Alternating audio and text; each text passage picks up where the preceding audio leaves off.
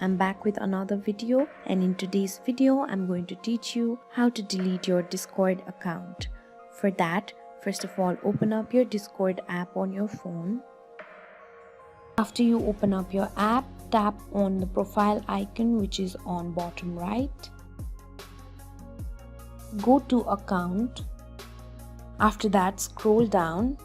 Under account management, you'll see the option of delete account. Tap on it. Now enter your password and then tap on OK. After that, you'll receive a mail from Discord saying that your account will be deactivated and will be permanently deleted after 14 days. This way you can easily delete Discord account. Thank you for watching. If you like the video, please hit the like button. If you want to see more tutorial videos, hit the subscribe button, and if you have something to say, please leave a comment.